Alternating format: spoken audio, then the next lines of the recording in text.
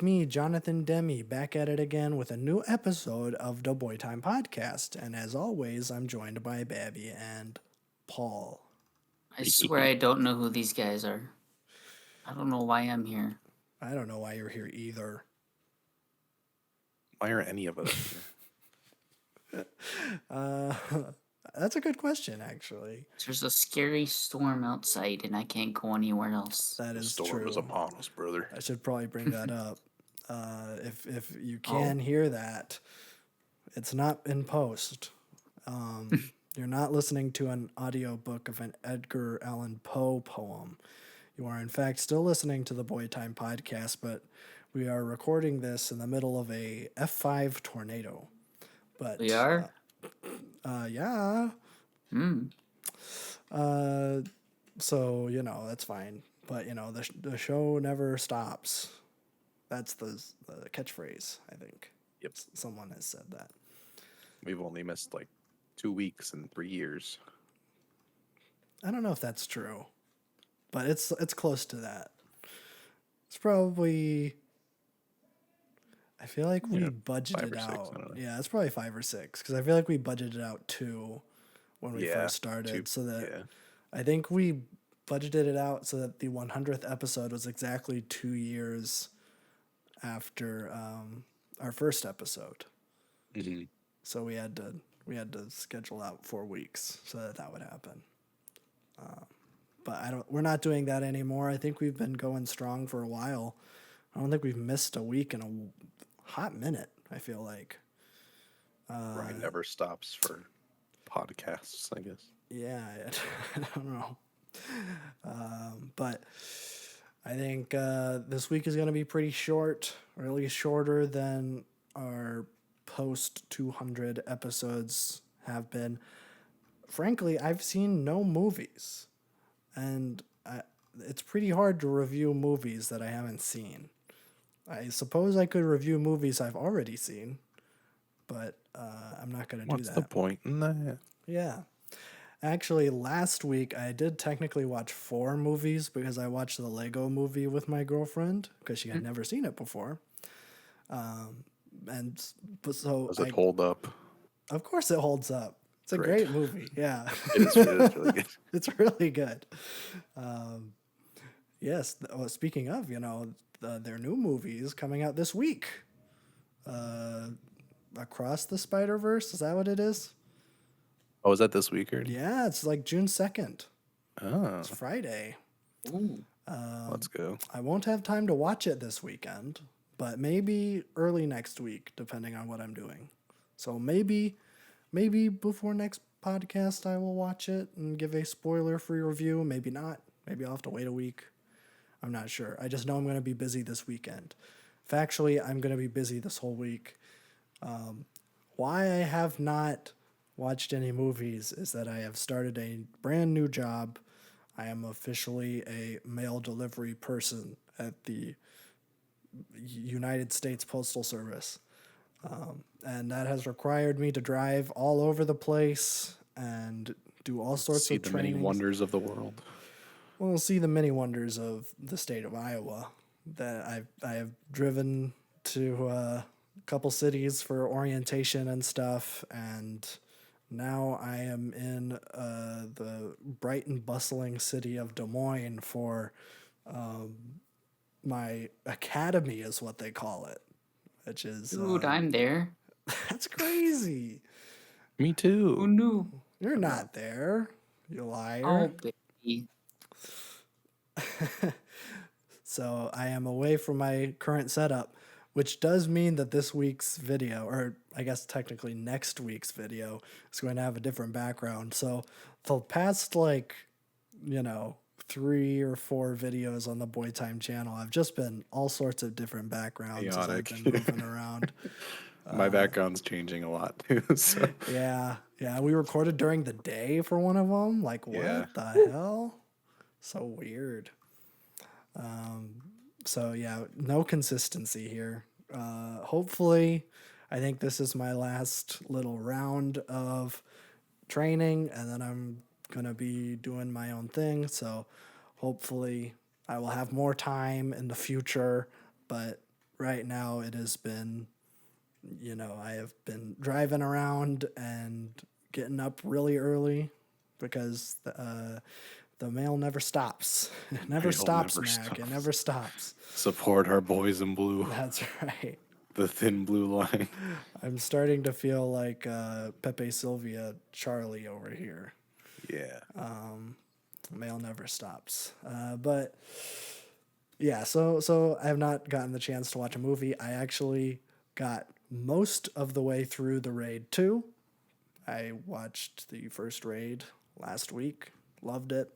Blown away by it. One of the best action movies ever. And I think I have 20 minutes left in the second one. I started it after work on Friday, and I was so tired that, like, I think I was missing everything. So I'm like, I need to stop because I'm not getting anything from this. And then I started watching it again last night, right where I left off, and then I started falling asleep. But I'm like, this is not how I should be doing this. I need to be awake and aware for the Raid 2. And really, frankly, it should be energizing me because these fight scenes are, I would say, just as good as the first ones. But I don't want to talk about the movie until I've seen it all. So it'll be the first movie I talk about next week. But yeah, so far pretty good. They decided to put more chips into story this time, which not a fan of. I thought that the plot of the first one being so simple kind of added to the charm, but it's fine. But what we are going to be talking about this week, we got some gaming stuff and we got some movie stuff. Gaming.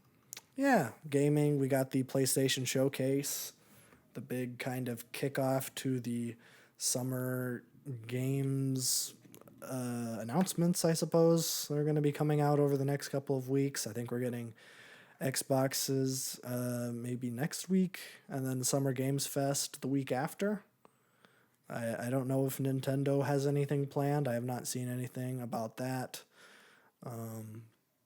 But yeah, so we'll start off with PlayStation stuff, I suppose.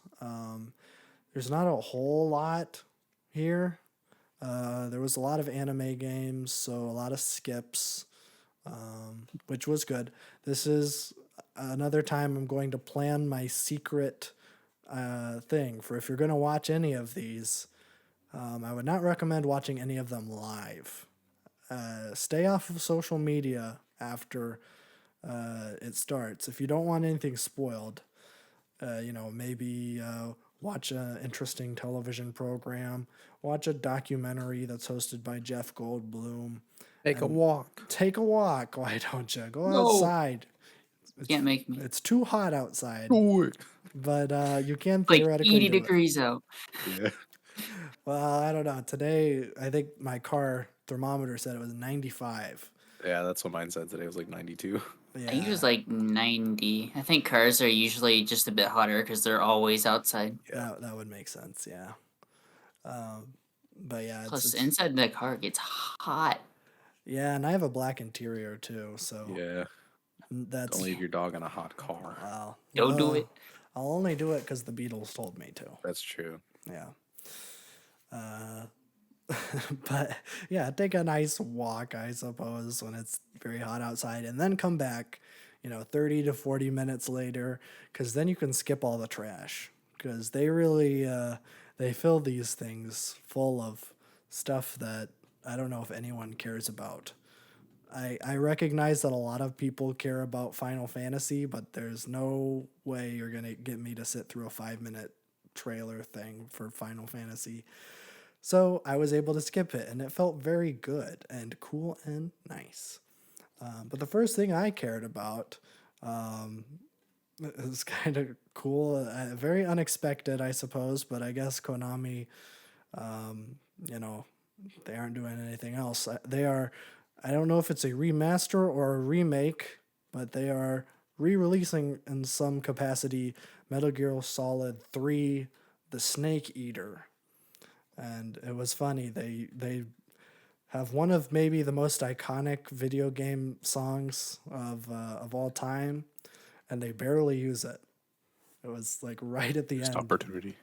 Yeah, I mean they were kind of What a trying to do some thrill. like build up thing where it was like, Should oh, just what opened is it with this? the song, and then everybody would know immediately. Oh Like, you're yeah. good. Well, it was like I forgot how it goes, but it was like going to like all these different animals. Like there was a crocodile eating a snake, and then the snake jumps around and then eats the crocodile. It was like all sorts of these like weird images, and then you see like Snake come out of the mud, and he's got the face paint on. His what a thrill! It's like, oh, okay, okay, it's this one. Which I guess that makes sense if you're going to be remaking them, because I think Metal Gear Solid 3 is the first one that in the chronological timeline. I believe it goes three. Is it? Oh wait, is it? Oh, is five first? It might be 3, 5, 1, 2, 4. It's all out of order. I think that's how it goes I don't know. because because the snake from 3 and 5, I think that's Big Boss. It's like Liquid Snake. It's not Solid Snake. Solid Snake is different. He's in the first two, and I think the fourth one, it's Old Snake. I think it's Old Solid Snake. Yeah, I don't know. I don't know. I have not played. I've only played the fifth one, but I am very excited for this. I have always wanted to play the Metal Gear games because I'm a big fan of stealth games, and five I absolutely loved. So that's a big plus. Looks like I don't know when this is coming out, but they did announce that I guess they're doing a kind of a Nathan Drake collection kind of thing before, Uncharted 4. They released the first three games as the Nathan Drake collection on the PS4. They're kind of doing the same thing here with the, I guess, first four games, if you want to count the NES games, because they are including those. So we're getting Metal Gear Solid and Metal Gear Solid 2 Twin Snakes, and then Metal Gear and Metal Gear 2 Solid Snake from the NES. Those are all getting a, I guess, PS5 release in autumn of this year. So I'm kind of pumped for that because I have not played any of the other ones. So I would like to get the first two before going into Snake Eater. Snake Eater, I did play a demo of on the Nintendo 3DS, but that is the most best I've console. played. Probably, yeah. And I remember liking it. I remember the demo, you could only use tranquilizer guns. And I'm like, this is so lame. I want to be a super secret spy that shoots people. And then there's like a secret little gun that you can find under a bridge in that demo that had live rounds. I'm like, oh, this is so cool. I can kill people in this game. Which I guess if you were only playing your Mario games, then not used to killing people in video games. So that was an eye-opening experience for a young boy. So I'm excited to play Snake Eater. It'll be fun. So after that, there was a lot of stuff, but Alan Wake 2 finally got a release date. That is coming out on October 17th. I still need to play the first one. But yeah, from what I can tell, like from developer interviews and stuff, I think this game is going to play very different from the first Alan Wake. Like I think this one's going to be straight up a survival horror game. And I don't know what the first one was. Was it just It's kind of just like a linear story progression thingy where it's like, here's your obstacle, here's your destination. oh, okay. So like there was like detective missions and then more like shine your light on the bad guys, Alan. Alan. Okay, It's so I don't know how well it aged. I I don't feel like know. Donkey replayed it and some of the dialogue is just awful, but like Oh, at the sure. time it was like a really good story game. Yeah, when did that even come out? like 2011, probably 2010. Alan Wake, yeah, 2010. So yeah, probably. Yeah, For its time, it was for pretty its good, time, yeah, from what yeah. I remember. Last of Us wasn't out yet. I don't even know if Uncharted 3 was out. I think the biggest story thing was probably Uncharted 2, which I don't know. People really like that game, but the story of all the Uncharted games are pretty much just Indiana Jones things, except for the fourth one. But yeah, I remember that one was like a big one in terms of storytelling and stuff. And who knows, maybe this Real. next one will follow up somehow. I don't know. Yeah. There's like a million Twin Peaks references in the first game. It's kind of weird.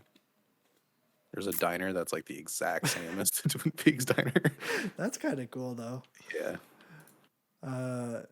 Yeah, I'm not sure what's going on with the second one. I have not been following this a whole lot, but I knew that you had some insights on the original. Yes. So I will like to play the second one. Hopefully, it's not broken on launch like every other game this year. yes, Oh, it will be. Yeah, I'm probably. sure. I did see that they are skipping a physical release. I don't know what that means. So it's So, going to be just digital download. only. Yeah. Which is fine. Strange. It's yeah, yeah, but I feel like more studios are moving towards that. Yeah. I mean, hell, like Fallout 76, there was just a cardboard disc in the case. So like, we're definitely moving away from physical. Even though it's kind of sad because I'm just now getting into physical stuff. So Yeah, I like having physical things. I do too. It's a nice Even the state. Switch cartridges, it's like you get this whole like box for it, and then all that's in there is just a little tiny cartridge and nothing else. That is very true. I think the only one that like had any kind of pamphlet or anything in it was like the Breath of the Wild one, but I don't even remember what was in there. Oh, that one was probably just like, hey, this is what else is coming out for this Yeah. new console. Yeah, I think even the new one didn't have any stuff in it. It was just this little tiny, like they're smaller than like DS cartridges. It's kind of crazy. But yeah, so that is coming out October 17th. Hopefully it is good. The next thing they did is, I guess, Sony is jumping on the portable gaming train with, I guess, 6 years too late if you consider the Switch. And then the Steam Deck just came out. But now we're getting a PlayStation 5 Switch. That's not what they're calling it. I don't remember what they're calling it, but you know what I'm PS saying. Plus Pro handheld XY2. Probably. But I think this one does kind of fix the age-old problem with all of these handheld devices, and that it actually has handles, so you don't have to like bunch your fingers up in the back. Like, I mean, Joy-Cons are so small. I hate those things. I would rather it be a rather regular-sized controller. Plus, they're broken. They're still they still have drift problems, even like new ones that they're making now. So, yeah, it kind of sucks. But this one, it looks like they just like took a PS5 controller and then like cut it down the middle and then added a tablet in between. And it's supposed to have like all of the features that a DualSense controller has, I guess, with like the adaptive triggers and the haptic feedback, whatever. Which, kind of cool. They did kind of make it sound like that this is like you're playing it through remote play on your PS5. And that could be wrong, but that's just how the trailer made it sound. Which, if that's true, then what's the point? if you have to like stream it, it's like, why even do that? But I don't know. It probably isn't, but there was like some wording in the trailer where it's like, play it through your PlayStation 5. I'm like, so that you can be in like another room, just not in your living room? Like, why? What is the point of that? So, yeah, I don't know. I don't know if this is going to be the PSP revival that all of the 2000s kids have been asking for. Are people asking for PSP revivals? I don't know. Let me know in the comments if you want a PlayStation Portable 3 or whatever. But yeah, I don't know. I have not seen much hype for this. I believe Jeff Keighley did a poll that's like, are you going to be getting the PlayStation 5 Switch? And it was like, I think there was like 7% of people that said yes. Like the majority was no, and then there was like 20% that was like maybe. So it doesn't look like there's a lot of hype for this thing. So I don't know. Just thought I'd bring it up. But the big thing, and I guess this was one of the things I predicted, but it was almost inevitable. There was some news on Spider-Man 2, the hit game for the PlayStation 5. I guess we did get confirmation that that this is not going to be released same day PS4. I guess it's been, 2 years since the PlayStation 5 came out. I guess they're finally transitioning from releasing both of their games on both of their consoles now. It's going to be a straight PS5 game. I don't know if it's going to get a PC release. I don't know if we want a PC release from Sony right now, being honest, because it seems like nobody can figure it out yet, except for Xbox. Well, actually, never mind. I was going to say for the most part, Mostly Xbox is pretty Xbox. good, but they did just release Redfall. That's true. So, yeah, I don't know. But I feel like Halo Infinite is pretty playable. I don't remember if it was at launch, but It was pretty decent overall. yeah. I mean, the only issue with that game is the lack of content. Well, yeah, but it runs good. It does run really good. Yeah, we'll have to see about what is it, Starfield. Starfield. Yeah, because that's supposed to come out later this year. I guess we'll see in a couple weeks or something. But yeah, we got some. It was a pretty sizable trailer for Spider-Man 2. So I think it was about a 5-minute gameplay clip. Pretty cool. It looks like they're doing the Spider-Man 3 thing, where we're getting 3 villains. Makes me weary right away. I feel like every time Spider-Man does, or I guess any superhero movie, does too many villains, they don't give any of them enough time. I mean, obviously, that's a big problem in Spider-Man 3, and I would say that's one of my problems with the Batman, if I'm being honest. There's too much time spent with the mob and not... the whole movie should have been a Riddler's trick, if I'm being honest. Because then there's like John Turturro and the Penguin and Catwoman, but she's not the bad guy in that. But yeah, so in this one we got Kraven the Hunter, we got the Lizard, and I guess Black Suit. We got Black Suit Spider-Man, so that that means that Venom is probably not too far behind, although the end of the first Spider-Man game, I guess spoilers for the first Spider-Man game, but I mean, It's old. Yeah, it's like 5 years old. The after credits scene was like that Eddie Brock is not Venom. It might be Harry Osborn, which is an interesting twist. But yeah, because Harry, what's his dad's name? Norman, something of a scientist myself, man. He's using the symbiote to try to reverse some sort of genetic disorder that killed his wife, and now it's affecting his son, so he's using this symbiote to try to fix it. So something happens because somehow it ends up on Peter Parker, and he is the Black Suit Spider-Man. It's kind of cool. I like the design. It's kind of hard to mess up a Black Suit Spider-Man because it's just black and white. I don't know if it has the white squares on the top of his hands like most black suits do. But it has the the big hallmarks, and it looked pretty cool. Like you're gonna be able to use the symbiote as you're fighting and stuff.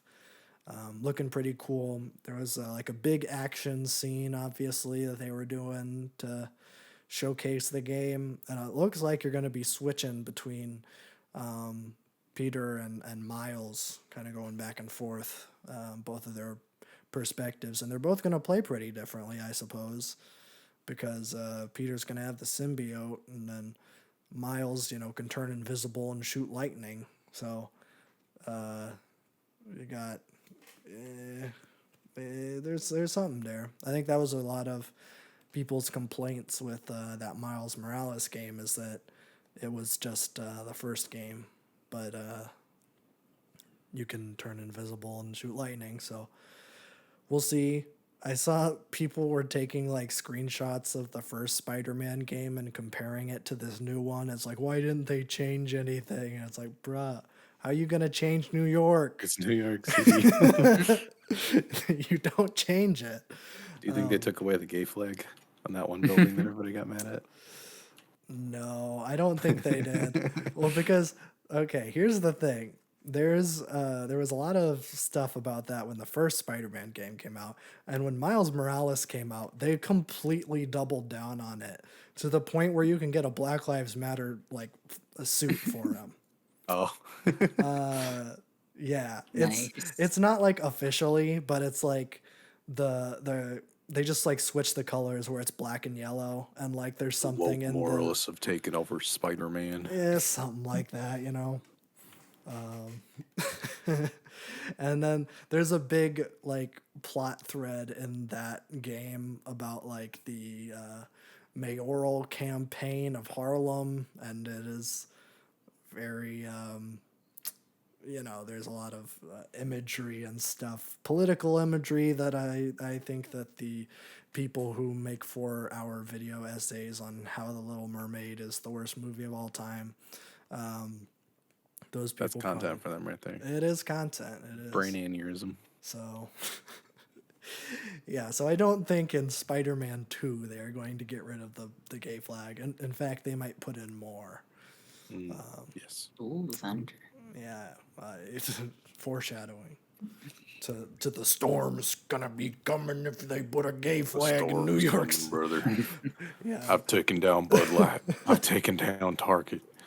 Spider-Man's my next. yeah, because frankly, I'm only interested in it in an immersion standpoint, and frankly, it would just be really unusual to see gay flags in New York City. So I'm just coming at it from that standpoint. New York City, one of those cities, there's no gay people. No, There not is at all. there is like a very small gay population. So it'd just be really rare to see two as people. many two Yeah. people, and they're a happy couple. I mean, do you know how conservative New York City is? Like, Yeah, it's man, crazy. come on. Yeah. So it's just really weird that they've felt the need to put all these gay flags in New York City. But Crazy.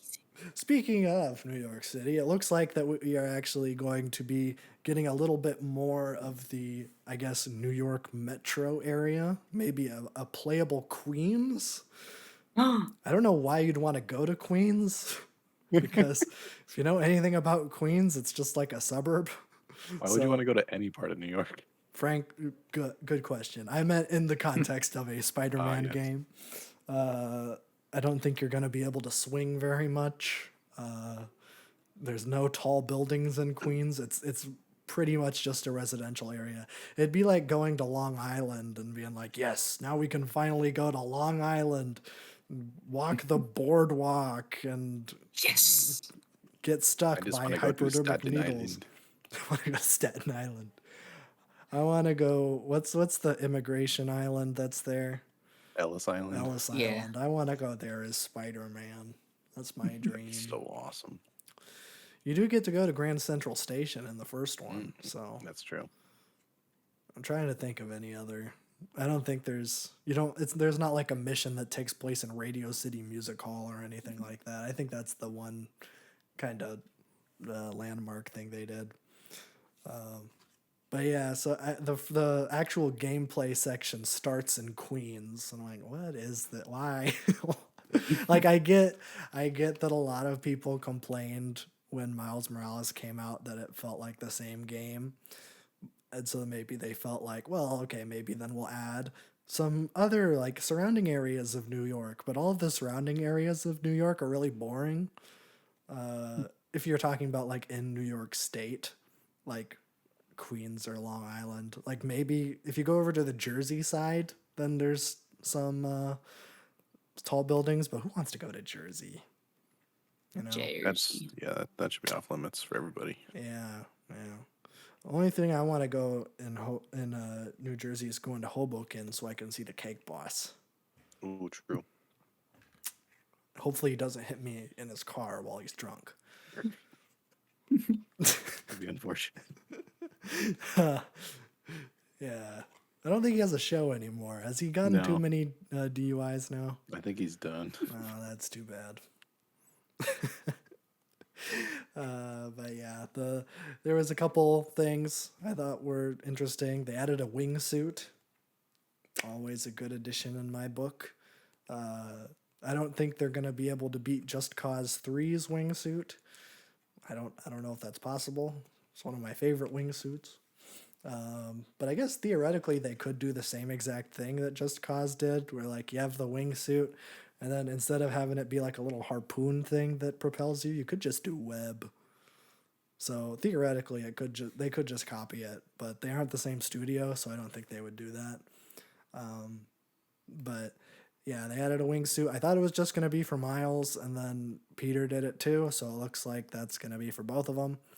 I would almost want that to be just one of them, just to kind of differentiate them a little bit more. Give you a reason to play, maybe like give you a reason to play as Peter, because Miles really is just Peter but better. Because it's like he has everything that Peter has, and he can turn invisible and shoot lightning. So then maybe like you give Peter the wingsuit, and it's like, okay, well then do you wanna maybe go more stealthy or something, or do you want to go fast? That would be kind of the trade-off. But what do I know? I'm not a game developer. But what I did notice is that there is way faster movement. I realized that this was mostly cinematics, but there were some sections where there is some web slinging, and it felt faster, which I think is good. Especially towards the end of that first Spider-Man game, you felt the speed difference, where it's like I'm good at swinging now, and like I can go way faster, but I'm getting limited because the PS4 could not do draw distances that fast, so they do kind of have to limit how fast you can go. I think that's really the main difference here in the PS5 release. Maybe that might be the reason it's full on PS5 release. They can just really take advantage of that SSD or whatever. I don't know. But The doohickey. the doohickey that make it go fast. Yes. The doohickey that make the portals and Ratchet Clank do that. But yeah, I don't know. I thought that was a good change. I think the wingsuit is a good change. And then the only other real thing is that it's coming out this fall. So what are you gonna play? Starfield, Metal Gear Solid 1, or Spider-Man 2? It's gonna be a hard choice. Or Alan Wake 2. A lot of sequels. Or CS2. Or CS2. Did that get a release date? No. Oh. You know Valve, they don't give release dates. No. I don't know. It's coming out tomorrow. It's coming out tomorrow. I know. Any second. I have my sources. Oh, Source 2 okay. even. Oh, there you go. That's good. Yeah, but that's it for gaming news. That's it for the PlayStation Showcase. Let me see when the Xbox thing is. I think it's next week. Are they calling it Xbox Direct these days? Games know. Showcase again. June 11th. Okay, so it's gonna be a couple weeks. It's on a Sunday. That's weird. Sunday. Yes, it's fine. I'll take it. So yeah, we'll talk about that in Summer Games Fest when that happens. I don't know if there's going to be anything huge at Summer Games Fest. I think they confirmed that like Mortal Kombat's gonna be there, which I don't necessarily care about Mortal Kombat, but I know people are excited for this one for some reason. Here's the thing about these fighting games. Why do they always have to go back to one? Why can't it be like, I know numbers aren't in these days and it's way more in fashion to have a little colon something, but like the one thing I'll give Final Fantasy is that those suckers are up to 19 and there's no chance that they're going to stop doing that. They're just going to have it be Final Fantasy XVIII XV something. I don't know. It's going to be awesome though when they finally get to 48. They're going to finally put L in the in the title, which is what they've always been. And then people can make funny joke. Exactly right. The L. Yeah. And society Like will 50 be years complete. from now. Yeah, Yeah. like people aren't going to be saying that in like 20 to 30 years because they're at 19. Yeah. Schedule your tweet now. You want to be the first to get in on this. Yeah. Well, considering it's taken them about 40 years to get 19 entries, I don't think we're going to be alive for Oh no, I think for we'll all be dead. 48 or 49 or Dang. whatever they're going to have to be at. It's very unfortunate. The world will probably be over by the time Final Fantasy 48 comes out, which It will is be better for it. yeah, it will be pretty cool. But you know, speaking of things that'll make you wish that the world is over, Max, you'll either love it or hate it. Max is a thing, and they have completely and utterly botched how they do credits, and it kind of makes me angry. And it's making other people online angry too. Maybe they're more angry than I am. I just think it's a Anger. stupid decision. But I guess for those who are not aware, you know, when you click on a movie on, you know, HBO Max, a far superior platform, it would give you, you know, who's starring in it, who wrote it and directed it and produced it. And in all of their infinite wisdom, Warner Brothers Discovery has decided to streamline this and lump all of the creative side into creators. So for most things, it's not terrible. Like, for example, you click on Spirited Away, and that just says Hayao Miyazaki. Not terribly confusing. But I have Silence of the Lambs here. I took a screenshot of it because the creators of Silence of the Lambs are Ted Talley, Thomas Harris, Jonathan Demme, Ron Bosman, Edward Saxon, Gary Goetzman, and Kenneth Utt. Now, I know who the director is, so I already know who in that list is the director.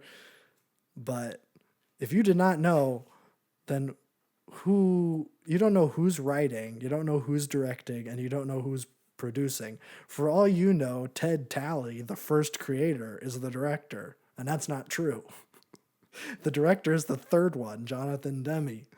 In a list of 7, the one name that you should probably see is the third in the list.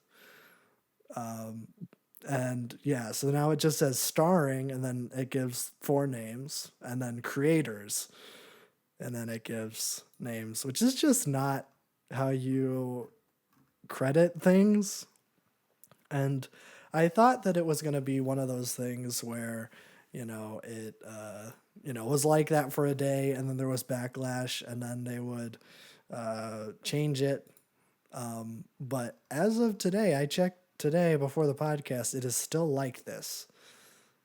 So I have no idea. This is just a weird move. I don't is it I don't think anyone is now looking at all of these names and being like, this clears it up. This makes my experience better. Granted, I don't know how many people are looking at the credits. It might just be annoying film people doing this. But it does kind of feel weird that we are in the midst of a writer's strike, and then while they're striking, Max just completely removed that label. Furious. Yeah, it's kind of interesting. Yeah, I don't know. So hopefully they fix it, because it is really weird. It's a weird decision. As if the platform couldn't get any worse.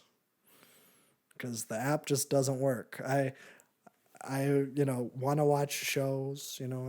I watched Nathan For You over the last couple of weeks, and it just straight up did not save my progress. Where like I would watch, 3 or 4 episodes as I'm doing something, and then I would come back after I was done, like a couple hours later, and then it just straight up wouldn't say that I had any progress. I wasn't, those 4 episodes I watched, I didn't watch them.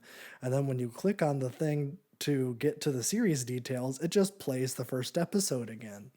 Of course. So it is completely and utterly broken. There's not like another button you can press to get to the series details. There is one thing that you can do. You can play it. Unlike in HBO Max, again, the superior app. I don't know why they made a separate app but made it worse. It is absolutely mind-boggling why they would do that. Yeah, you could just when you click on an episode or on a show that you were watching, it would take you to the series details first, so you can, get to the episode you want to watch instead of just pressing something that'll take you 4 episodes back. So it is pretty bad and weird. So yeah, that is it for Max news, I suppose. So yeah. And then the one other thing I'm going to be talking about this week is Quentin Tarantino did do a kind of interview about what's going on with him, I suppose. It's kind of been a thing. He is going to stop after his next movie, at least going to stop writing and directing movies. So this is kind of a pretty big interview where they actually talk to him about it. And I don't know. I know he said it like a while ago, and then it's kind of just been like a thing that he's been doing in like the marketing, where it was like, if you asked me, I probably would have said that he would have kept going just because he seems like that kind of person. Like he seems like a kind of Scorsese or Clint Eastwood, where like Clint Eastwood is in his upper 90s and he's still directing and starring in movies. Like Scorsese's in his early 80s and he's still making movies. He's going to make a Jesus movie after this Killers of the Flower Moon thing. Go off, King, I guess. I don't know. Apparently he met with the Pope. Oh yeah. So yeah, I don't know what that means. Imagine going to the Pope and being like, "Oh, hi, Pope. I made Taxi Driver. Do you want to talk about Christianity?" I don't know. But yeah, he's making a Jesus movie. But yeah, they're still making movies. They've been constantly making movies this whole time. I would have said that Tarantino probably would have been like that because he just seems like that type of guy. He has that work ethic of just constantly making quality stuff. Like his stuff doesn't come out like all the time, but when it does come out, it's like, okay, this is gonna be a pretty good flick. But he straight up was like, "Yep, I am done. This is going to be my last one." he said that this is his last movie, and he's going to cast someone that he's never worked with to be the lead, which is a little unusual for him because he tends to cycle through the same couple of people. I don't know. I'll be disappointed if Sam Jackson is not in this movie. I know he's barely in Once Upon a Time in Hollywood to the point where he isn't even in the credits. But I hope he has some sort of role in this. It would be pretty fitting. But yeah, he said he's looking for someone in like their mid-30s, and he already kind of has someone in mind. I don't think he's finished the script yet. But yeah, it's called I know it's already been announced. I think it's called like The Movie Critic or something, but it takes place in 70s Hollywood, I think, or Los Angeles, or I guess there's a difference there. But yeah, so, the question kind of came up, like, what are you going to do after this? Like, it's not like Tarantino is a complete stranger to producing or something, like, or just even doing like some like promotion stuff. Like Tarantino has been a pretty big advocate for Southeast Asian movies. I think Bong Joon-ho kind of says that Tarantino's like a mentor to him in some capacity, which I don't know if I can really see the influence there, but I think in just like getting his movies a kind of release in Western markets, I think Tarantino's kind of helped him do that.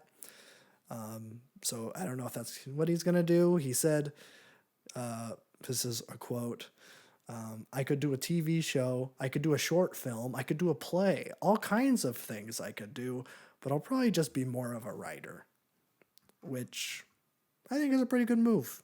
I think that Tarantino's writing is probably the best parts of his movies, specifically his dialogue writing, some of the most like naturalistic dialogue writing that you'll probably ever come across. All of his people feel like real people, even if you don't like them. Even when they're unlikable, like they're the bad guys, they don't feel super over the top or anything. They feel like real people.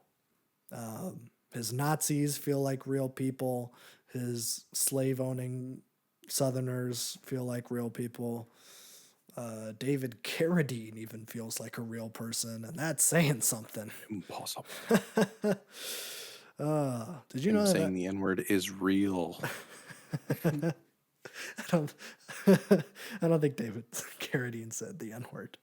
No, in but Kill Tarantino Bill. did. Oh, Tarantino has many times. Yeah, I feel like he just writes that into his movies. Oh, absolutely. I don't know. I don't know.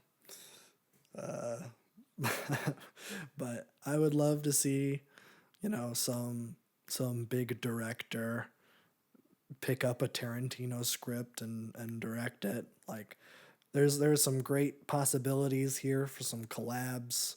I think Edgar Wright and Tarantino, like, I don't know if they host a podcast together, but I know that they're constantly like interviewing each other.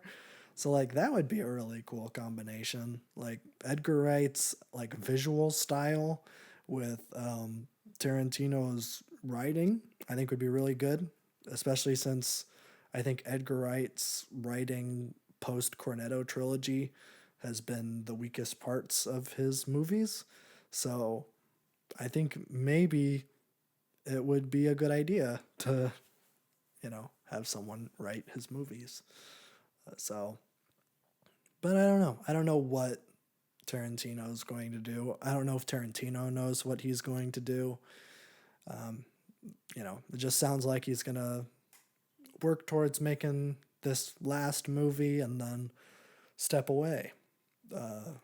So, yeah, kind of interesting.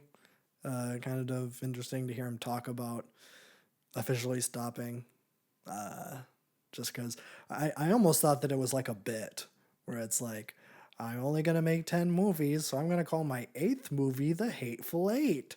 And then on the poster of Once Upon a Time in Hollywood, I'm going to put, oh, this is my 9th one. This is my second to last one. Oh.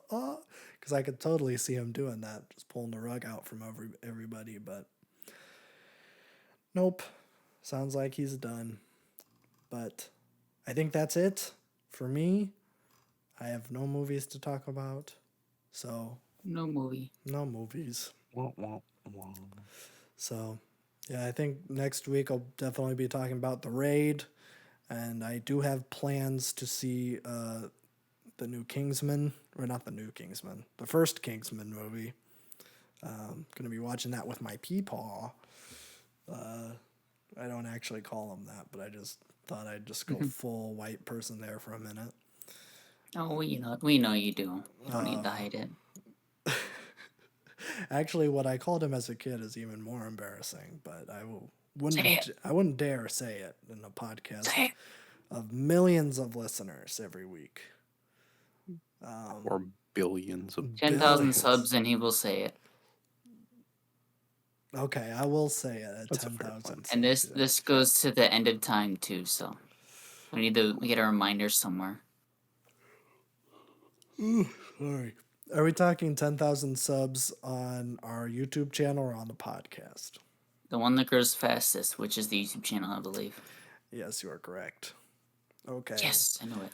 Well, in about, They're close. what are we at? 8,000 something till we get to 10,000? Something like that. I think we're at like Easy. 1,800 something. Close to 1,900. It'll be easy. Sure, I will say it. And I won't even say that that's what I'm doing. But you'll just have to figure it out once we hit 10,000 subscribers. I definitely will remember years from now. So. Oh, don't worry. We'll explode in no time, you know. Oh, sure, yeah. We just gotta make another Kangaroo Jack. Like another movie? No, we gotta get another hit like our Kangaroo Jack was. Oh. Well, our podcast where we talked about RRR did blow up, and we still get comments about that. Mostly by correcting us by saying it's not Bollywood, it's Tollywood, which we already said. Sectarianism. I don't care. I'm going to call it Bollywood anyways, and frankly, We're right. everyone else should too. I'm going to say that as a white American guy, that everyone should call. Some dude in Iowa. Everybody in the entire world should call Tollywood Bollywood.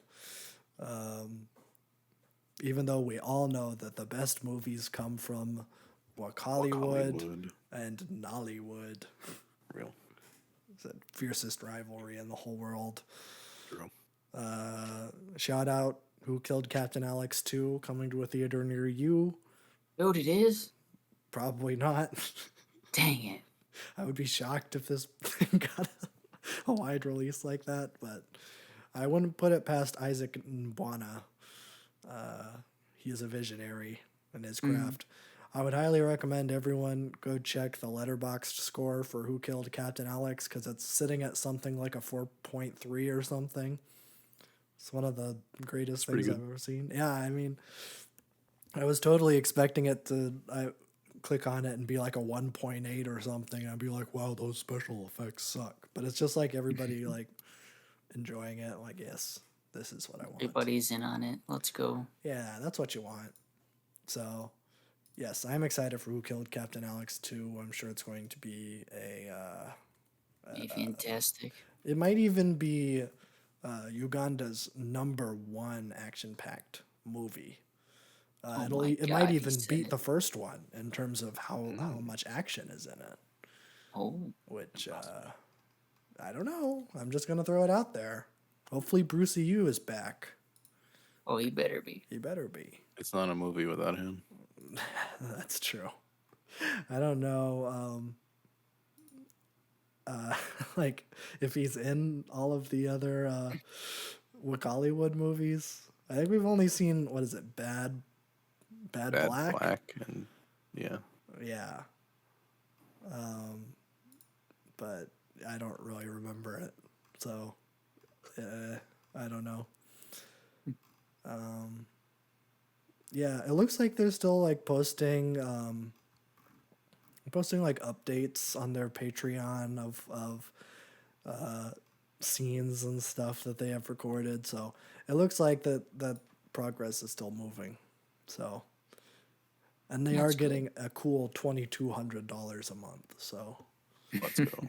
I don't know how much that is in Uganda dollars, but probably a lot. Because cost of Yeah. living is probably pretty low there. So Let's do a quick Google.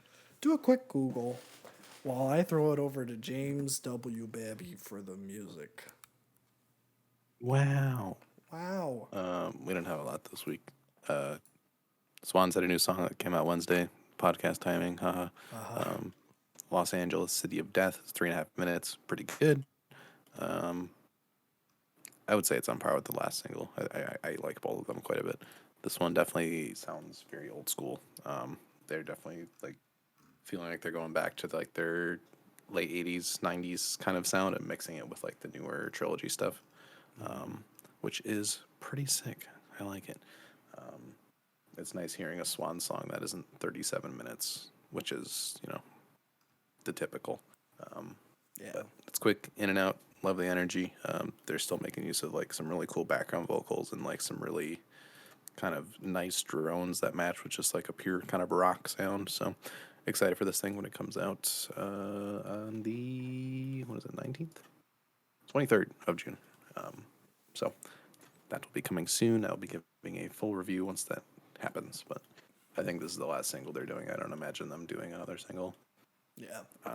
But yeah, so there's that there. The only other thing I have this week is it's time for Baby Keem and Kendrick to scare the hoes. Yeah, I They saw released that. the Hillbillies today. It's not on Spotify or anything. It is not on Spotify. I'm hoping they do that on Friday. It's weird that it was a Tuesday upload. I think they knew that the podcast was today, so they kind of slid it in there before Spotify was ready to launch. Yeah, that's probably it. Yeah, but the song's really, really, really good. I hope this is like a single off of a collab album that's coming or something. I feel like that's exactly what I want from them right now, especially after Mr. Morale and how like heavy and personal that was. I want to just have a fun record. So I feel like I don't go back to that record enough just because of how like serious most of it is. But this is really fun. They take like a Bon Iver sample and flip it. And Kendrick's doing like this weird flow again. It literally sounds like Scaring the Hose just turned down like 3 notches, which is cool. Yeah, that's Yeah, appropriate. I like it. Tyler the Creator's in the music video for some reason. He's not on the song or production or anything. He's just kind of there. But I don't know. Nothing else really makes sense with this release, so throw him in there. Why not? But yeah, really, really good. Baby Keem kind of like does a sample of a Drake flow that Drake did on his like R&B dance album. It made it really interesting. So further proving that Drake is just very sleepy when it comes to that stuff. Because it's super sticky. I love this song. So hopefully it gets added to Spotify. I wouldn't imagine that they'd have any sample clearance issues with Bon Iver, considering he worked with Kanye a lot. I don't think he'd have any Yeah. issue with sample rights. Probably not. So hopefully this gets uploaded, but I hope this is the beginning of something. I feel like that's a good kind of like in between for both of them. So And it would be a We'll see good what comes of it. first PG Lang thing for. yes, Well, I guess not Baby Keem, but for Kendrick it would be. but for Kendrick, yeah, I think it's a good way to kind of introduce it. Plus, gives Baby Keem even more spotlight, which is always a good thing. Yeah. So we'll see what comes of it. I totally did not expect that. Every time I open Instagram and I see a Kendrick Lamar story, I'm either like, okay, this is something useless, or like something big happened. Yeah. And this time it was music. I'm like, oh, there's like a 50-50 shot usually, because he like never posts on there. But yeah, Yeah. very good. Other than that, I think that is it when it comes to the music stuff. Yeah, still slow. I think Killer Mike has his album coming out June 16th. So I'll probably listen to that. I know he's had a couple singles out for it. I've listened to one of them, not all of them though. There is one song with Andre 3000 and Future, so I will at least listen to that song at the very least. Oh yeah. You have to. Mm-hmm. But yeah, that's it when it comes to music. Wow. Wow. Alrighty, last segment of the day. I think I'm just going to call this segment now, "You Are Not Immune to Propaganda," much like my Garfield sticker says. Ah, that's a good one. Yes, I love that sticker. I always have. So I think I'm Garfield. just going to call it that. Garfield's an icon. But yeah, last week we covered the Korean War as part of a kind of multi-episode series because it takes me a lot of context to even talk about the main point that I want to get to, because that's how you have to do analysis with these things. But we went over the Korean War last time. Basically saw the U.S. And the Soviet Union split up to Korea, and then the U.S. kind of take over the South and absolutely obliterate the North. And we kind of left it there. Obviously, there's a lot more detail. You can listen to last week's episode if you want all of that. But yeah, we just did a little crash course history of that. This week, I'm going to kind of pick up a little bit and do a very, very, very brief kind of like catching up to modern day. Then we're going to switch over to some North Korean kind of like media stuff. And then probably end with some North Korean film stuff that I found really Media. interesting. And then I don't know if this will be the last part of this segment. I might just kind of like expand it, or I might switch to something else next week just to switch it up a little bit. But we will get going. So yeah, we ended it last week right when the armistice agreement was kind of signed. That kind of quote unquote ended the conflict. The Korean War is still ongoing to this day. Technically, there's been no peace treaty. But No yeah, peace. no peace. After that, basically the North and South were kind of in a race to reunify each other. Like they were both wanting to become the economic powerhouse that had the ability to reunify each other. The DPRK, which is the real name for North Korea, I'm going to be using that here. The DPRK kind of had a better economy than the South up until the late 80s. And the North was kind of the one sending food aid to the South when it was like down, which is kind of a bizarre sentence to say nowadays. Yeah. But following that, the North's economy like absolutely dipped into like terrible areas after the Soviet Union fell and the whole Eastern trading bloc kind of collapsed. This kind of coupled with floods and droughts in the 90s kind of created a famine in North Korea. And on top of this, the U.S. also upped their sanctions and their embargo on North Korea, basically making fuel exports and imports impossible, which is, not a very good thing. That is a large portion of how societies function. So, following this as well, the North decided to create a nuclear power plant as an alternative power source, considering that they are unable to get fuel from outside aid at this point. Now that the Soviet bloc has fell, they don't really have a trading partner in that.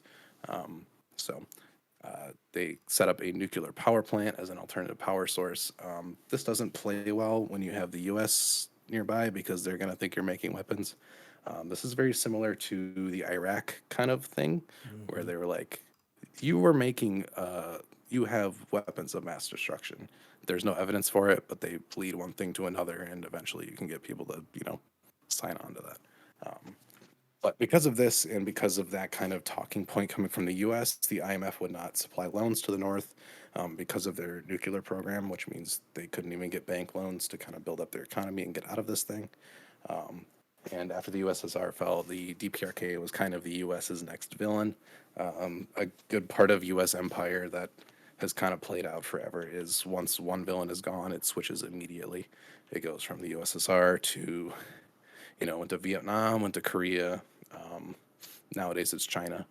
So there's constantly kind of a rotating villain, and the kind of viewpoint of the State Department was that North Korea was a rogue state that could launch nukes at any time. So if we go back to the South real quick, the South was under a military dictatorship until the late 90s. All this back to the U.S., of course.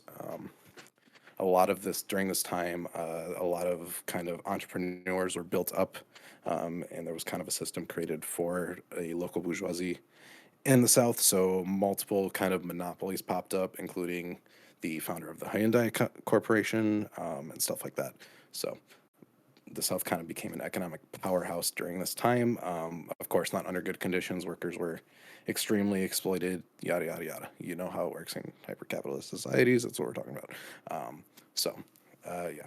It wasn't until the 1998 or 1997 when the first democratically elected president of South Korea came in, finally ending this like decades-long military dictatorship during which it was like again worker strikes were knocked down. It was illegal to be opposing of the government in public. It was awful. There was multiple kind of massacres that happened. I'm not going to cover them all here because there's a lot of them and it would take a while, and that's not my main focus of today. But I touched on a couple last week. There are even more after the war stopped. But Kim Dae-jung was elected in 1998 as the first democratically elected president of South Korea. And one of the first things he did was sign the June 15th declaration with the DPRK that basically said we are on a commitment path to reunify the country. So they kind of did this in three ways. At least the plan was to do this in three ways. That would include having reunions of families from the North and South, something that hasn't happened since the split. Civil society exchanges, which means, just kind of interchanging populations. People from the South would travel to the North, people from the North would travel to the South. And then they wanted to kind of create a joint economic zone that would kind of combine the South Korean capital that it's been kind of getting, mixed with kind of the labor market of the North. This was great. This was sunshine. And then everything was happy and cool, and we were saved. That's not that easy. The Bush administration came into power, and that's kind of when we had another bump. So the Bush administration, as we all know, was incredibly aggressive towards multiple countries. He did the whole axis of evil. We don't negotiate with terrorists thing. Yeah. Did the illegal invasion of Iraq based off of a lie, and basically did the same thing with the DPRK.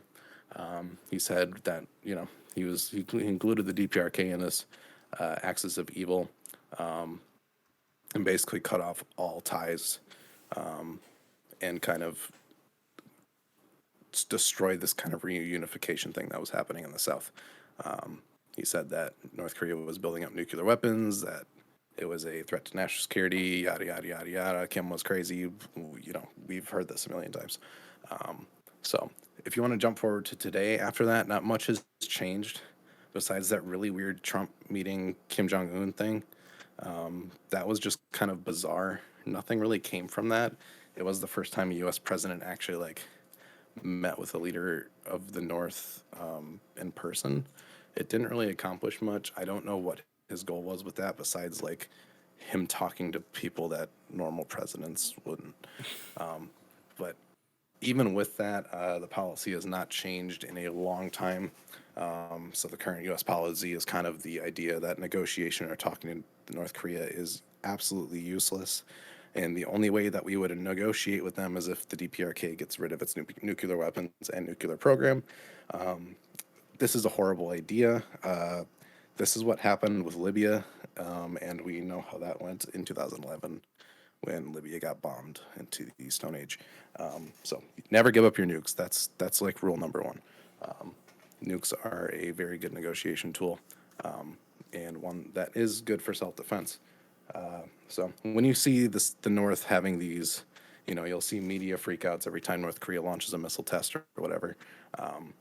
Just know that these are not ever going to be used on people. This is purely a defensive measure. It's a show of defense. It's literally what they have to do to survive. If North Korea didn't have nukes, I don't know what would be going on today. But still, I think under the Obama administration, there was a thing where they were hacking into North Korean missile launch sites and making sure the missiles would defect, and then they would make fun of the missiles in the media when they defected and it didn't work. There's a lot of funny trickery that goes into this. But I thought that was an interesting tidbit that I found. Yeah, we do a little bit of tomfoolery. Dare I say malarkey? I would say malarkey. So yeah, current DPRK, that's kind of how it stands with U.S. policy. It's still an incredibly poor country. Embargoes have made it basically unable to trade with a majority of the world. They kind of have to make do with what they have. It's not a good situation. If we move to current South Korea, the current South Korea president is Yoon Suk Yeol. I'm gonna butcher all these names. Um, People don't know he just got into office last year, um, and he recently met with Biden and the State Department in Washington to kind of reinstate the South's commitment to being a U.S. ally. The president before this person was like a little bit more open to reunification and kind of opening up the country a little bit. But this guy that's in here now is very conservative. He said that with South Korea, the U.S. will play the role as a compass for freedom throughout the world and stand as a bulwark against North Korean aggression. He's kind of got the U.S. talking points down already. Yeah. But Yoon is a conservative who praised the former South Korean dictators on his campaign trail. There's been a number of South Korean dictators. I don't have all of them written down, but basically they all do the same thing. They're control of the military dictatorship, suppress strikes, yada yada, same thing. This year, actually, earlier this year, I don't know. This was covered a little bit in the news. I remember seeing it like for a day or two, and then it kind of disappeared. But Yoon attempted to raise the South Korea maximum weekly working hours from 52 to 69. Ah, Note that the average, the maximum working hours in Korea are 52 right now. That's Um, but because of widespread backlash, especially from the youth, it kind of led him to reconsider before his head gets chopped. But a big boost of his popularity on the campaign trail was basically his harsh anti-feminism and anti-woke messaging. That doesn't sound familiar at all. And he kind of used a fringe online South Korean incel movement to gain a lot of popularity in the country. Again, doesn't sound familiar at all. So, despite all these things you know about him, the most popular clip you will find of this man is with President Biden at a dinner singing American Pie. I remember the media outlets covering this and they're like, look at the beautiful voice the South Korean president has singing American Pie. the Don McLean song. Yes, that song. Wow. Yep. So if you look up, yeah, if you look anything up regarding this guy, they don't even use his name in the articles. They just say South Korean president, and like South Korean president sings to Joe Biden. I'm like, great. You guys obviously either have no idea who this person is, or you're just intentionally being like, look, guys, American. It's beyond annoying, but yeah. So in stark kind of like this is a very quick recap of what's happening. There's a lot of things that happened in between, but currently that's kind of where we're at. The conflict is not over. The North continues to receive more and more sanctions, including textile exports, fuel trade, etc. They can't even export textiles from their country, which means they can't even trade with other nations because of that. We claim that it's because of their nuclear weapons program, but the last time I checked, exporting textiles does not have any, relation to nuclear power plants or missiles or anything of the sort. South Korea houses the world's largest U.S. military base. Inside of it, they have like restaurants and water parks and spas and everything for the soldiers and their families that are staying there, which costs billions out of taxpayer money. The U.S. continues to create more and more military bases in Southeast Asia. There's about 300 military bases surrounding China as they continue to agitate and poke the country. I think the stance on the DPRK is like, I don't even fully support their government. They do have a socialist kind of setup. It is a Jusha socialist setup, which basically takes Marxism, Leninism, but it kind of adds a Korean element to it where it is very self-empowering. They kind of take this Confucianism aspect where it is kind of like a holy leader-ish kind of thing where there is like this dynasty of the Kims that everybody kind of like rolls with, for better or not. It is slightly authoritarian in that way, where there is a lot of propaganda of the dear leader and stuff like that, which it becomes very nationalist as well, which is kind of against Marxism in general. But again, it pops up differently in every country that it happens. So it is a subdivision of that. But yeah, the U.S. continues to kind of put these violent and unending sanctions on everyday North Koreans, also telling us that the DPRK is a backwards, delusional society that starves its people and makes them worship a crazy leader. And with that, we're going to kind of turn a little bit to North Korean defectors. So these are people that leave the North, usually run to South Korea. The reason for that is South Korea kind of pays these defectors upwards to $860,000 for sharing any information about North Korea. These are often televised on South Korean media and kind of broadcast there. I think the most popular defector by far is Youngmi Park. You've probably seen her in memes for the past couple of weeks. But she was not something that just came up randomly. She defected in 2013 with her mother, immediately went on South Korean television and started telling all these horror stories about North Korea. Some are true, some are wildly made up. If you look up several of her claims, she like changes her story on things all the time. I'm not going to do like a debunking session of hers because like given the history I just told you and given on how crazy the things she's saying is, like I don't think I needed to explain any of it. But most of her like when she defected in 2013 and eventually made it to the States, tons of mainstream media outlets held stories on her. She was on talk shows. She was on like those, those GMA morning shows, that kind of stuff, just kind of telling her quote unquote story. Some of the most popular stories she had were, honestly, I feel like she just does improv, which is kind of impressive that she comes up with this on the spot. But she has been known to say great things like North Koreans have to push the trains to work every day because they have no electricity. Trains are so heavy that would be physically impossible. Yeah. I had to pull the quote from the Joe Rogan episode because it's so funny. Um, there's a lot of them, but like she's like, in North Korea, every room has to have a portrait of the Kims, and the inspectors will come out of nowhere in the middle of the night and break into your house and touch the portraits. And if they see any dust on them, you get executed. And then Joe Rogan, it just pans back to Joe Rogan, and he just goes, "Wow, That's crazy. that's crazy." Ooh. Joe Rogan Joe is such a Rogan, good interviewer. he really is. What up, Jamie? She also claims that watching Western movies could get you executed. So those are a couple of things. Nowadays, she grifts right wing talking points. She whines about wokeness and compares U.S. colleges to North Korea. She has gone full on conservative pipeline. That's where the money is. That's kind of been her shtick the whole time. So now she's kind of becoming a meme as this kind of becomes more blatant. But there are still a lot of people, including some people like in the liberal, a lot of people in the liberal spectrum that are like, oh, she might be fake, but aren't the other stories real? No, they're not. But she's just an exaggerated example. It's someone that's easy to dunk on, and I'm sure she'll continue to have prevalence in whatever her conservative, career becomes of that. I think she just got put on as like a Turning Point USA speaker, so she's going full on pipeline.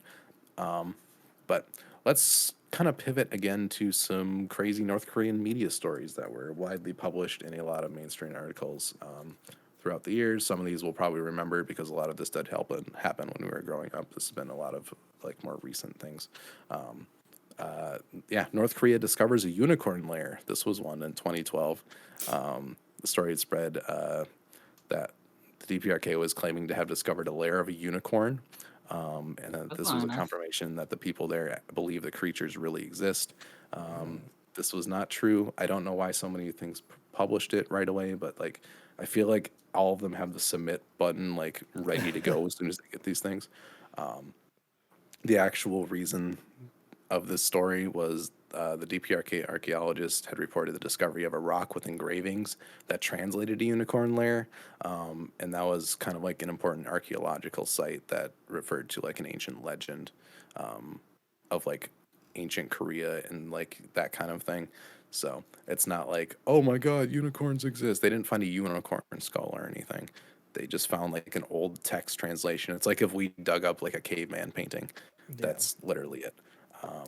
But the Guardian posted this right away, and then once one big publication kind of does this, the rest follow. It's the same as how everything else works, where it's like one gaming studio has a handheld console, and then everybody else does one. They just Out of follow nowhere. it. Yeah. Another story that is often kind of portrayed is the executions for watching foreign films. This was actually a satire story that was shared by the Independent as a factual story. The Independent said Seoljung-an Ilbo Daily reported that the killings were carried out in 7 separate cities on the 3rd of November, with an alleged 10,000 people forced to attend one group execution held in a sports stadium. Yeah, this is, again, a really strange claim, considering that North Korea has a film festival every year that displays music or movies from countries like France, Indonesia, China, Pakistan, Egypt, Russia, Switzerland, all that kind of stuff. So, again, crazy nonsense. A lot of these things don't take a lot to debunk, but I know a lot of people don't read articles. People just read headlines and go with it. There's kind of a fun little game you can play. I don't know if you remember like the Wikipedia thing where it's like how many clicks until you get to the Hitler Wikipedia Yeah. page. You can basically do that with all of these articles and link back to the source, and it'll always go back to a government agency or the CIA. It's kind of a fun little trick to do. But other ones include all North Korean men must get Kim Jong Un's haircut. I think a lot of people remember that one. Simultaneously, not long after, there was also another story that North Koreans must not get Kim Jong Un's haircut, or they'll be executed. So I don't know what happened there. He must have just had a change of heart or something. I don't know. There's a great YouTube documentary on this by Boy Boy, a fellow boy channel. Oh. There are 2 Aussies that kind of do more really cool political content where they like physically go places and do things. They basically went to North Korea to get a haircut, and it was really simple, which again just attacks the narrative that we're told constantly anyways. But they made the video kind of like combating North Korean propaganda, and then physically went to North Korea, got a haircut, participated in some stuff and that kind of thing. So really great video, really entertaining. Those guys are amazing. They did other stuff like how much money can I launder in Australian casino before getting caught. It's like a really cool mix of like wacky YouTube Mr. Beast style videos and like really nice political content. They're one about Disney turning them gay is also fantastic. So really good channel. I recommend that. But yeah, that they did a really good job with that documentary. And then they made a follow-up video because after they released that video, they were invited by mainstream media to talk about it, and then mainstream media used the same talking points against them that they debunked in the video, which was really funny. But great boys over there, so check that out.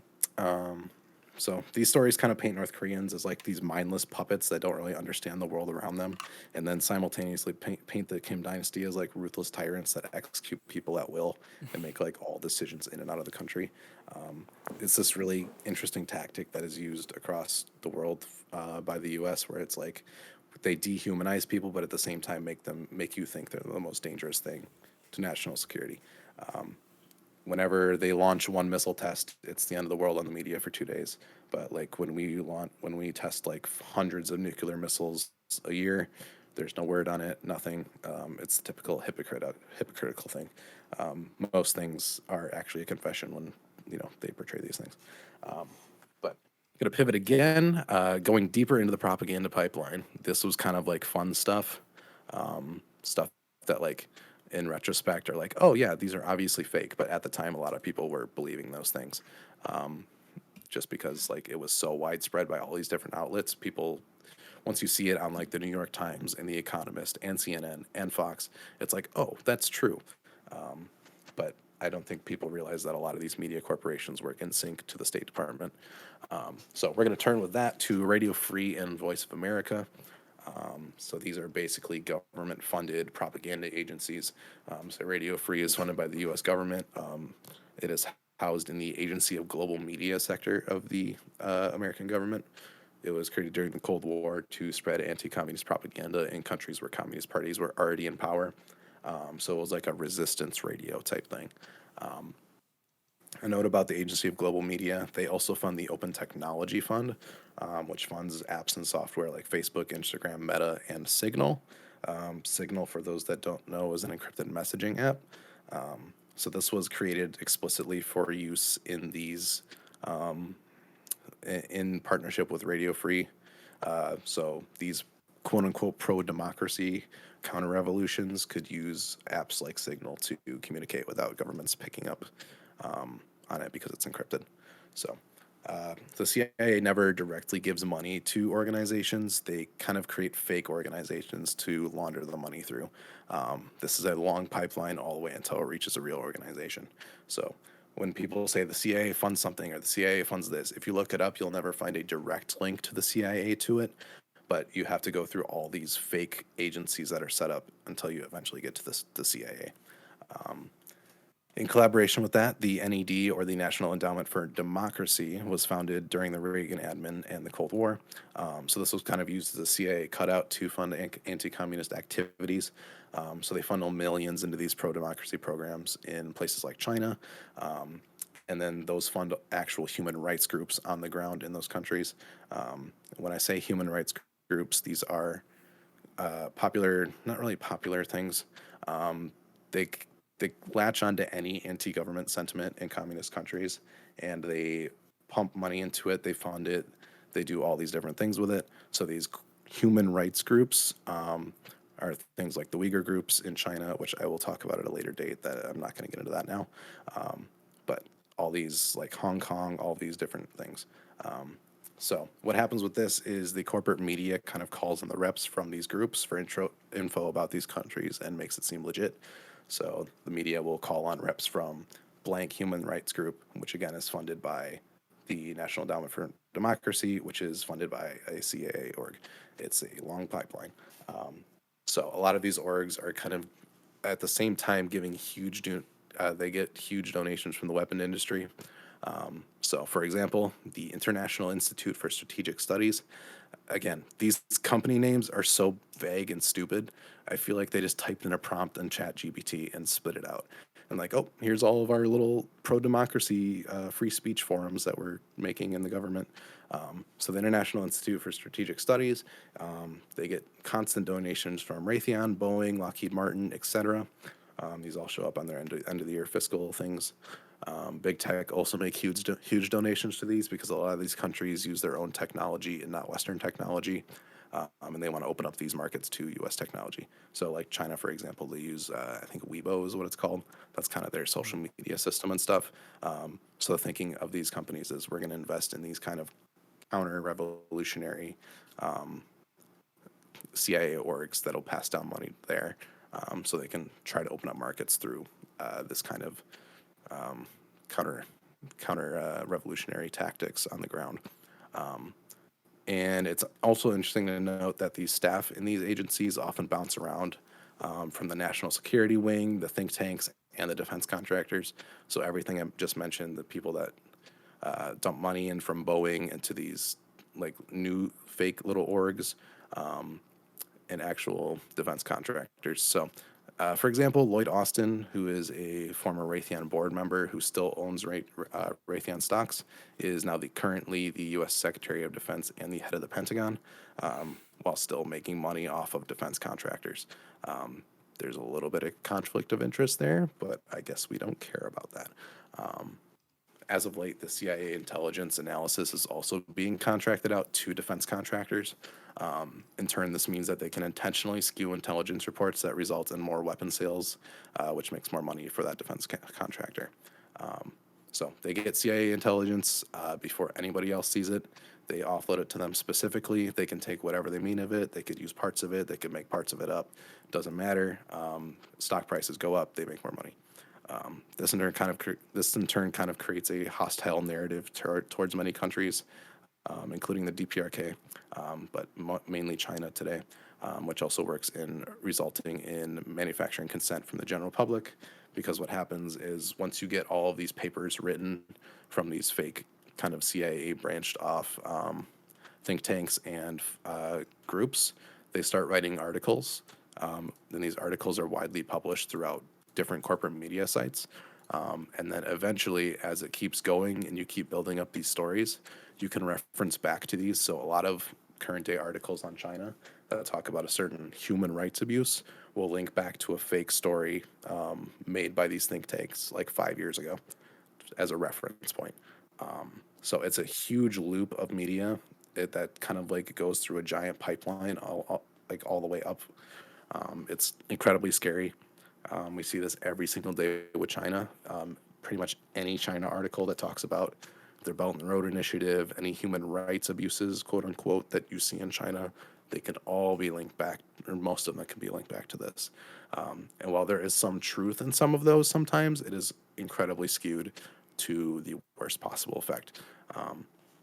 This in congruence with what I talked about earlier, with U.S. building up bases surrounding China in Southeast Asia and continuing its like increased partnership with South Korea. It looks very scary. So I think a big part of the show is I want to kind of debunk a lot of the anti-China sentiment that is like so deeply ingrained currently. That's going to take a lot of time and effort. So I'm not going to do that like next week, but I'm going to need to like passively do that as I do other segments. But yeah, hopefully that wasn't too confusing. There's a there's a lot that goes into this thing, but that's just a quick kind of like what Radio Free is and Voice of America and all these pro democracy, pro freedom so-called agencies that are kind of acting as these grassroots groups from these communist countries that are opposed from their government, when in reality they are fake little CIA operations that fund these really kind of fractured groups in these countries. So it's very complicated. It sounds absolutely conspiratorial until you start looking into it. But I think hopefully I put that in a way that wasn't too overly confusing. No, I don't think so. Yeah. Awesome. Okay. So I have a little bonus section because I wanted to talk about the DPRK's little film industry. I thought this could be a light way to kind of end it, since I just kind of bombarded you with a whole bunch of info and jargon. So Blowback did a kind of bonus episode with a filmmaker. It was an Australian filmmaker named Anna Bernowski, and she created the film Aim High in Creation. It's a film that kind of goes over her journey to North Korea to learn about North Korean cinema and Kim Jong-il's film obsession. Kim Jong-il made filmmaking guidelines for the DPRK. They're very interesting. I'll go on to a couple of like the big points he had. But then she turned those around and applied those North Korean film techniques to create a North Korean style propaganda film about the frackers trying to tear up her neighborhood in Australia. I have not watched the movie yet. I'm trying to find it. Apparently, she said you can stream it on Canopy. I don't know what Canopy is. Okay, Canopy it's a streaming service that you. It's going to be pretty hard to explain.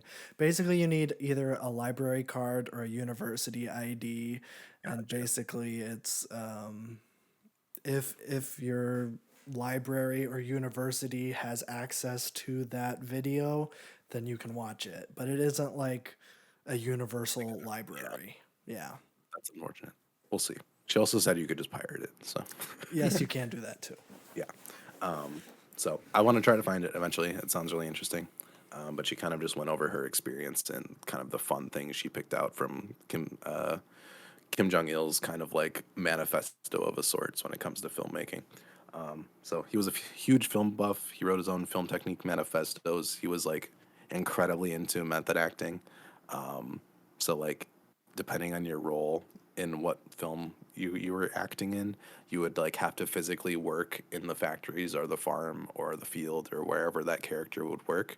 And I'll get into the bad guy method acting in a second. But the structure for every North Korean kind of film, they were propaganda films. This is something that where the government had oversight and kind of restricted access to some of Western movies. They would let a couple in, but like some of them were like not allowed. So Kim Jong-il would like, he was a major film buff. He had all the techniques down. He had all the theory, and he would kind of set ways that he wanted all the films to go. So every North Korean film would have the good guys, which would be the workers, like the humble DPRK socialist citizen. And the enemy would always be some kind of American soldier or some kind of representation of imperialism. It was very black and white, like incredibly so. So yeah, if you were the good guys, you would kind of like method act in factories and kind of physically work there for a couple of weeks to kind of get the mindset and the ideal down. You'd talk to the other workers there, get a feel for it. If you were the bad guy, you were meant to absolutely despise your role with all of your heart. The goal was you wanted your character dead. like you were, I could imagine the process of this being absolutely excruciating. Yes. Because like, obviously films nowadays, there's a gray area where like we try to find sympathies in the villains to make them, more interesting, in-depth character. Here it was like, no, you must hate this character with all of your being. It's just really interesting. Um, Lots of DPRK movies weren't digitized because of the lack of technology, because of sanctions and stuff. So they're incredibly hard to find. But from what she kind of described, it took a lot of influence from a lot of like 70s Japanese cinematography, which I mean makes sense. They're close to it. Before this is a weird one. Before shooting, the crew must sit and have an ideological chat about the film. What are its purposes? What's the message? All of that. It'd be like a round robin where it's like you all have to like talk about why this film exists and what ideological parts of it are in there, which I think is interesting. I feel like that'd be kind of cool considering like some of the films that come out that are more like socially charged. I feel like that'd be kind of a cool thing to do. Yeah. So another weird thing, there's a lot of things I don't agree with in this, but it's just really interesting in the way that they kind of went about it. So heroes were always conventionally attractive in the films, intentionally, and villains were always not attractive intentionally. Oh.